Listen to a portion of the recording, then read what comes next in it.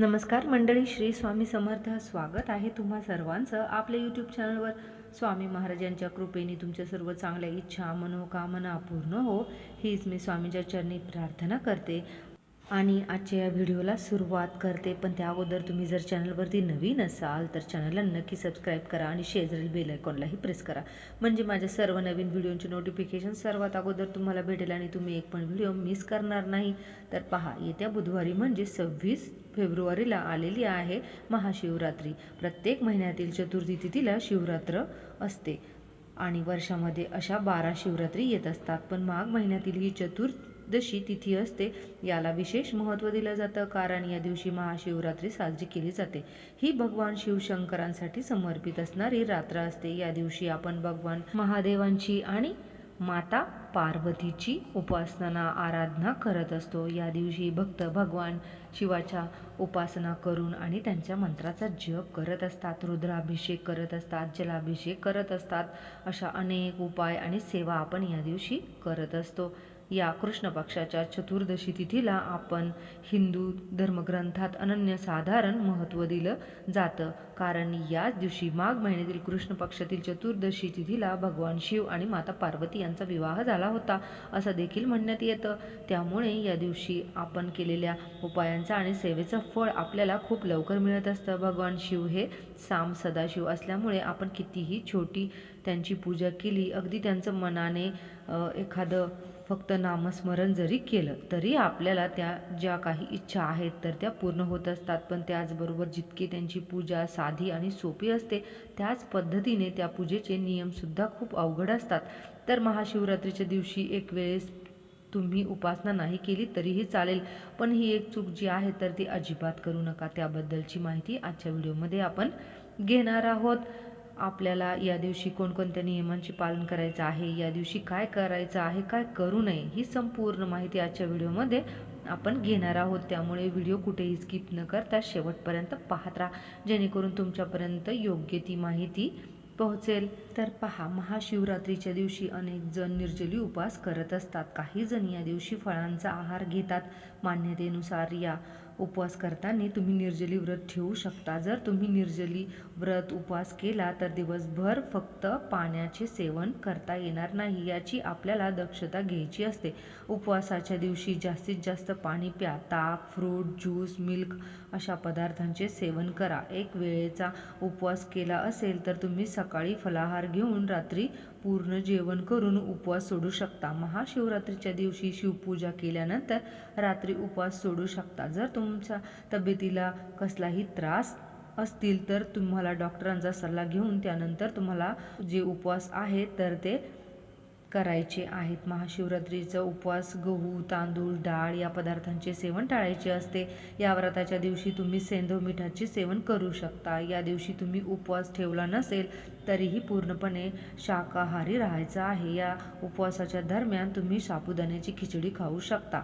शिंगाड्याचे जे पीठ असतं तर त्याच्यापासून बनलेले पदार्थ, राजगिऱ्याचे पीठ त्याच्यापासून बनलेले पदार्थ, बटाट्याचा हलवा, बटाट्याचे पदार्थ तुम्ही या दिवशी उपवासासाठी खाऊ शकता. पण या दिवशी आपल्याला जो पदार्थ खायचा नाही आहे तो म्हणजे या दिवशी आपल्याला भगर जी असते तर ती चुकूनही खायची नाही. बघा, महादेवांचे जे कोणते उपवास असतात त्या उपवासामध्ये भगर ही संपूर्णपणे वर्ज्य मानली जाते. त्यामुळे महादेवांच्या उपवासामध्ये भगर ही चुकूनही आपण खाऊ नये. भगरीला काही ठिकाणी वरई देखील म्हटलं जातं. महाशिवरात्रीच्या उपवासाच्या दिवशी संपूर्ण वेळ भगवान शिवाचे स्मरण करत राहा. मन शांत ठेवण्याचा प्रयत्न करा. कोणाच्याही मनाला लागेल असे बोलू नका आणि चांगली मन ठेवा. कोणाचीही निंदा करणं टाळा, जेणेकरून या व्रताचा पुरेपूर फायदा तुम्हाला मिळेल. त्याचबरोबर या दिवशी आता आपल्याला कोणकोणत्या चुका ज्या आहेत तर त्या टाळायच्या आहेत त्याबद्दलची आपण माहिती घेणार आहोत. आनंद आणि समृद्धी घरामध्ये टिकून राहावी यासाठी महाशिवरात्रीच्या दिवशी संध्याकाळी घरामध्ये शिवलिंगाची प्राणप्रतिष्ठा करणे शुभ मानले जाते. जर तुमच्या घरात शिवलिंग नसेल, शिवलिंग तुम्ही त्याची प्राणप्रतिष्ठा आपल्या घरात करू शकता. पण लक्षात ठेवा, शिवलिंगाचा आकार हा आपल्या अंगठ्या एवढाच असावा. शिवलिंगाची स्थापना केल्यानंतर दर तासाला त्याची पूजा करावी. हा उपाय तुमच्या जीवनात सुख आणि समृद्धी, कल्याण घेऊन येईल. महाशिवरात्रीच्या दिवशी संध्याकाळी भगवान शंकराला शमीची पाने आणि रुद्राक्ष अर्पण करा.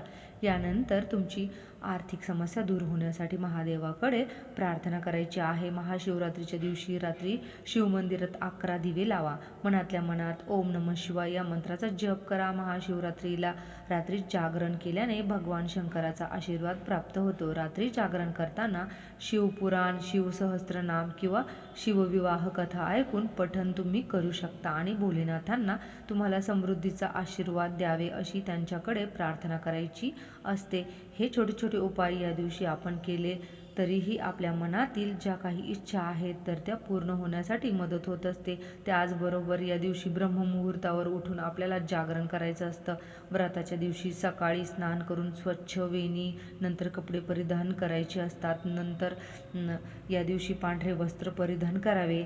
दिवसभर व्रत करणाऱ्यांनी ओम नमः शिवाय या मंत्राचा जप करत राहावा।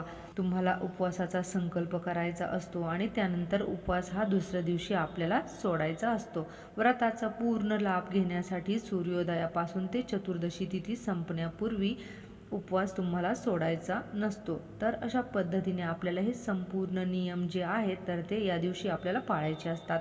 आता आपण बघूया की शिवलिंगावरती आपल्याला काय काय अर्पण करायचं आहे आणि कोणकोणत्या चुका ज्या आहेत तर त्या आपल्याला या दिवशी करायच्या नाहीत।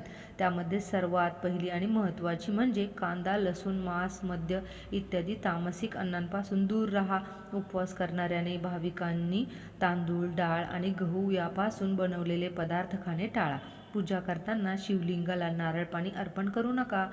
त्याचबरोबर कोणाबद्दल चुकीचे बोलू नका, मोठ्यांचा अपमान करू नका। महादेवाला हळद अर्पण करणे या दिवशी शक्यतो करून टाळले जाते। तर अशा पद्धतीने आपण हे बघितले आहे की कोणकोणत्या चुका आपल्याला टाळायच्या आहेत। आता आपण बघूया की अशी कोणती एक महत्त्वाची चूक आहे जी आपल्याला या दिवशी संपूर्णपणे वर्ज्य करायची आहे। त्यामध्ये जी सर्वात पहिली महत्त्वाची चूक म्हणजे महादेवांना चुकूनही आपल्याला तुळशीची पाने किंवा तुळशीच्या ज्या मंजिरी असतात त्या अर्पण करायच्या नसतात। तुळस ही संपूर्णपणे महादेवांच्या पूजेमध्ये वर्ज्य मानली जाते। तुळस फक्त वर्षातून एकदाच महादेवांवरती अर्पण केली जाते, ती फक्त वैकुंठ चतुर्दशीच्या दिवशी। त्यामुळे शिवरात्रीच्या वेळेस हे नेहमी लक्षात ठेवा की तुळस महादेवांवरती अर्पण करू नये किंवा त्यांच्या नैवेद्यावरती सुद्धा तुळस तुम्हाला ठेवायची नसते। त्यानंतर पुढची महत्त्वाची चूक म्हणजे महादेवांच्या पूजेमध्ये शंख आहे जो आहे तर तो संपूर्णपणे वर्ज्य मानला जातो। आपण विष्णूंच्या पूजेमध्ये शक्यतो करून शंखाचा वापर करत असतो, पण महादेवांच्या पूजेमध्ये शंख हा चुकूनही वापरू नये। शंखामध्ये पाणी भरून आणि त्यानंतर आपण अभिषेक करत असतो विष्णूवरती, पण असा अभिषेक चुकूनही महादेवांवरती आपल्याला करायचा नसतो। त्याचबरोबर या दिवशी आपल्याला तांब्यामध्ये पाणी भरायचं असतं आणि त्याने आपल्याला पाणी हे महादेवांवरती अर्पण करायचं असतं। आपण दूध, दही, ताक असे पदार्थ महादेवांवरती अर्पण करत असतो आणि हे कोणत्या तांब्यामध्ये अर्पण करतो तर तुम्ही जर हे पदार्थ आहे तर ते जर तांब्यामध्ये घेऊन तुम्ही अर्पण करत असता तर ते अतिशय चुकीचं आहे। ही खूप सर्वात मोठी चूक आहे, ही चूक आपल्याला टाळायची आहे। दुधापासून तयार केलेले पदार्थ महादेवांवरती अर्पण करत असताना ते पितळेच्या तांब्यातून, स्टीलच्या किंवा चांदीच्या भांड्यांमधून तुम्ही हे अर्पण करू शकता, पण तांब्यामध्ये हे पदार्थ घेऊन चुकूनही अर्पण करू नका। कारण तांब्या आणि दूध जास्त ज्यावेळी एकत्र येते त्यामध्ये विषाचे प्रमाण वाढत असतं आणि महादेवांवरती आपल्याला विष अर्पण करायचं नसतं। त्यामुळे ही जी चूक आहे तर ती प्रामुख्याने टाळायची असते। ह्या चुका जर तुम्ही टाळल्या तर बघा याचे खूप चांगले फायदे जे आहेत तर ते तुम्हाला बघायला मिळतील। त्याचबरोबर तुम्ही केलेल्या संपूर्ण पूजेचं, संपूर्ण व्रताचं, उपायांचं आणि सेवेचं फळ जे आहे तर ते तुम्हाला मिळेल। आणि ह्या चुका बहुतेक लोकांकडून होत असतात। 99% लोकांना हे माहीतच नसतं की चुका आपल्याकडून झालेल्या आहेत। केलेल्या सेवेचा आणि उपायांचं फळ मग आपल्याला मिळत नाही। त्यामुळे या चुका टाळा। एक वेळेस तुम्ही उपवास नाही केला तरीही चालेल, पण या चुका तुम्ही आवर्जून टाळा। तर झालेली सेवा मी महाराजांच्या चरणी रुजू करते। व्हिडिओ जर आवडला तर लाईक, शेअर आणि सबस्क्राईब करायला विसरू नका। चला तर मग भेटूया अशाच एखाद्या छानशा व्हिडिओसह, नवीन माहितीसह। तोपर्यंत सर्वांना श्री स्वामी समर्थ। जय जय स्वामी।